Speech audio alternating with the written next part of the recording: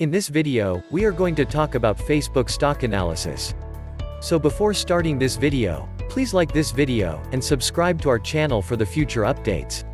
On April 5th, Facebook stock entered the buy zone for the first time in 7 months, reaching a new record.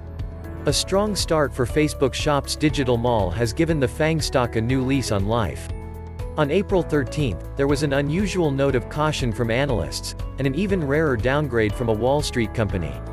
Wedbush analyst YGAL Arunian gave Facebook stock a neutral rating and a 340 price goal, down from 375 previously. He sees tighter privacy requirements as a major headwind in the near term, but his goal still implies a 10% gain.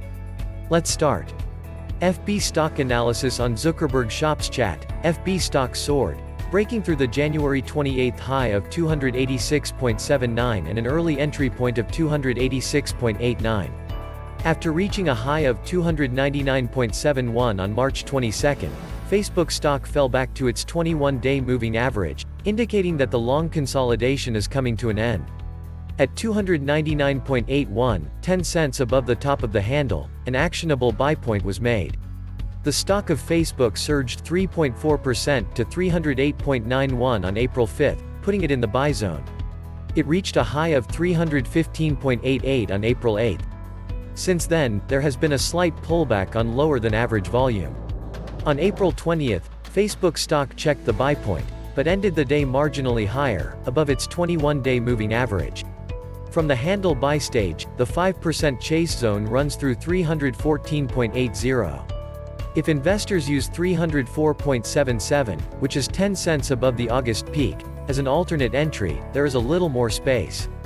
It's likely that FB stock has been forming a high handle over the last few weeks, indicating that 315.98 is a new buy point.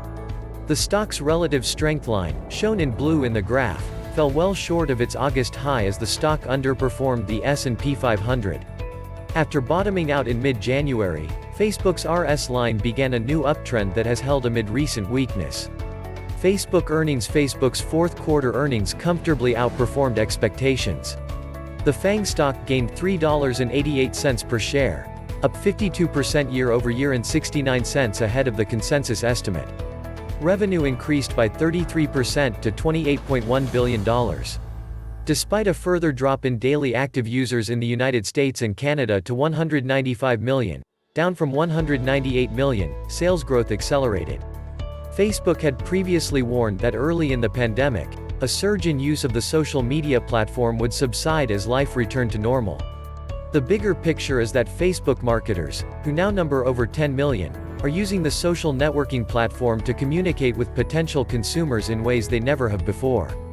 The number of daily active users on Facebook increased to 1.845 million in the third quarter, up from 1.82 million the previous quarter, thanks to growth in the Asia-Pacific region.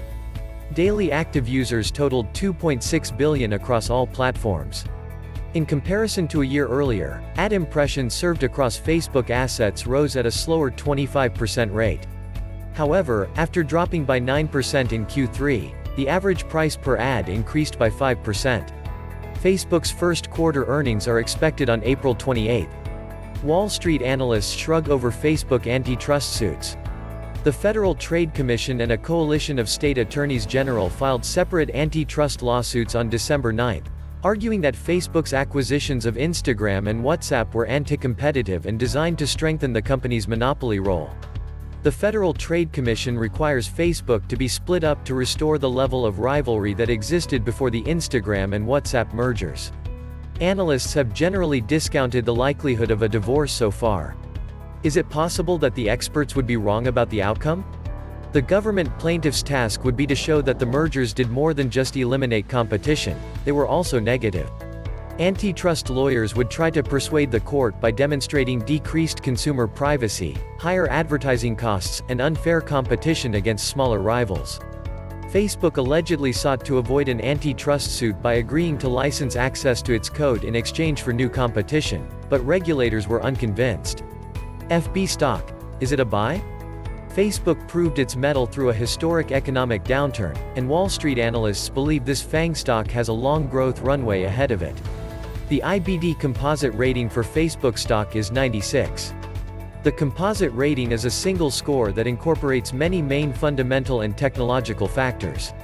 According to IBD analysis, all-time stock winners often have a composite rating of at least 95 near the beginning of major runs. Even as it faces a lengthy antitrust dispute and regulatory challenges, betting against Facebook stock is risky. Rising interest rates will continue to be a drag on growth stocks.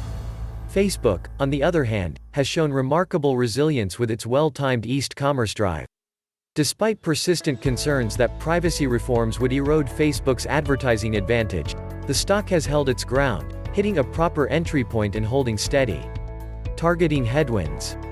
After Facebook's strong fourth-quarter earnings, which prompted a surge of price target increases from analysts, the stock experienced a nasty reversal the next day. Investors seem to be focused on CFO Dave Weiner's prediction that allowing Facebook to monitor users' behavior through third-party sites would result in high opt-out rates. If users opt out, Facebook would have less information about their preferences, life changes, and transactions. Facebook has cautioned that ongoing privacy regulations and improvements in mobile operating platforms could make ad targeting more difficult and ad pricing more expensive. With Apple's iOS 14 spring update, Facebook and other applications downloaded from the App Store will be required to provide users with a prompt enabling them to opt in or out of having their activity tracked through third-party sites. In 2022, Google intends to remove third-party cookies used to monitor user behavior from its Chrome browser. On December 16, Dan Levy, Facebook Vice President of Ads and Business Items, wrote, "It doesn't do a local wedding planner any good to reach people who aren't planning a wedding." Without ad targeting, Facebook estimates that small businesses will lose over 60% of their website revenue. Evercore ISI analyst Kevin Rippey wrote ahead of the Q4 study that analysts saw as much as a 10% short-term sales hit in the worst case, but he thought the drag would be much smaller. According to Morgan Stanley's Novak, the popularity of Facebook Shops mitigates the negative effects of Apple's privacy update. He wrote that bringing merchant transactions onto the network eliminates the need for off-platform monitoring. In the short term, however, Wedbush analyst Arunian believes that Facebook's commerce prospects are outweighed by privacy concerns. Facebook has been the most powerful digital ad network at effectively monitoring and targeting users around the site, he wrote, and has the most to lose if signal is lost with more limited tracking capabilities. Another potential issue. As Facebook's advertising prowess becomes more reliant on activity on Facebook and Instagram, the ramifications of a split become more important. Facebook Shops takes off. On the Press Club podcast on March 19, Zuckerberg revealed that Facebook Shops, which was first announced in May, now has over 1 million active shops and 250 million monthly shoppers, or at least browsers. Instead of promoting user-advertiser interactions that lead to off-site transactions, Facebook Shops is a major move to put e-commerce purchases in-house. Customers can access a single shop on both Facebook and Instagram, which businesses can set up. The scale Shops has achieved in just 10 months, according to Morgan Stanley analyst Brian Novak, should give investors more faith in the sustainability of FB's multi-year growth. According to a previous Morgan Stanley AlphaWise poll, about 30% of Americans shop on Facebook's Instagram site on a monthly basis, according to Novak. Instagram Shops are expected to generate $1.9 billion in annual sales, according to Morgan Stanley. Novak wrote that Zuckerberg's announcement implies that Shops' global contribution this next year is likely to be greater than our $1.9 billion annual estimate. Fundamental review of the Facebook stock. In the last 12 months, Facebook made $18.4 billion in profits. Since accounting for the $5 billion in legal fees charged in 2019, earnings total $23.4 billion. The adjusted price-to-earnings ratio is 22 on a market capitalization of $522 billion, which is in line with the market's valuation. However, the market's growth isn't even similar to FB's, implying that FB is undervalued. In 2019, revenue increased by a whopping 24%. Because of its fast growth rate, Facebook is classified as a growth stock and is not priced at the same level as the market. The returns a shareholder can expect, as with any growth stock, will be determined by potential growth rates. You can expect high returns if the growth rate remains high, and vice versa. Thankfully, Mark Zuckerberg addressed Facebook's development plans in his most recent conference call. Facebook share analysis. Analysts are generally positive about Facebook's prospects.